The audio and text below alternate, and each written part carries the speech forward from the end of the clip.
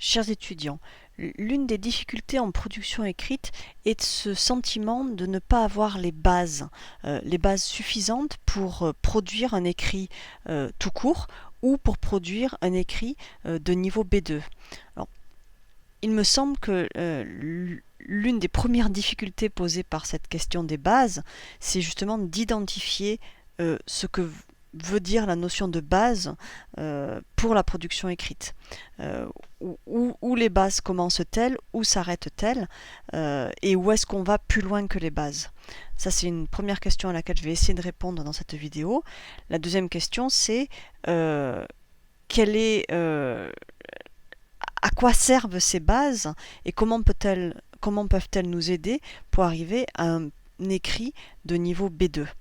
Voilà un petit peu les deux questions auxquelles je vais essayer de répondre ici en m'appuyant sur un diaporama que je vais à présent projeter.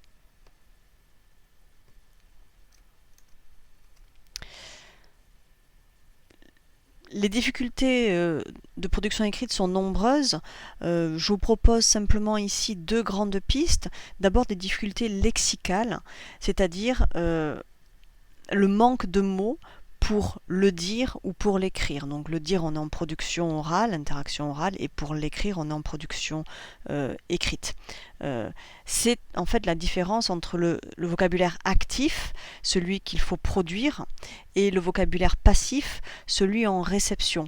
De nombreuses études ont montré que le vocabulaire actif nécessite un encodage, c'est-à-dire une mémorisation beaucoup plus poussée que le vocabulaire passif qui nécessite simplement de pouvoir reconnaître un mot quand on l'a entendu ou quand on l'a vu.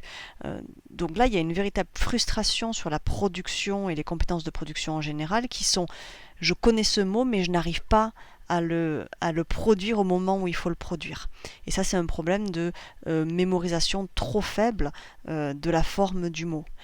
Mais bon, les difficultés lexicales sont beaucoup plus importantes que ça. Il y a aussi la notion du bon mot au bon endroit, c'est-à-dire la grammaire du mot. Et les solutions à court terme sur le lexique, évidemment, c'est d'aller dans un dictionnaire. Mais comment fait-on lorsqu'on n'a pas de dictionnaire? Les solutions à long terme, c'est bien sûr la fréquence d'exposition, l'apprentissage par cœur des mots, mais pas simplement de la forme la plus fréquente du mot, mais de plusieurs formes du mot. Alors je vais vous proposer une autre petite vidéo sur les problèmes de lexique. Mais ici, je voudrais me concentrer sur l'un des deuxièmes aspects difficiles en production orale, c'est donc cette forme et cette organisation des mots au sein d'une phrase et au sein d'un texte en général. On est là sur le problème de compétences grammaticales, tel qu'il est identifié par le CECRL, le cadre européen de référence pour les langues, la grammaire et la syntaxe. Et ici,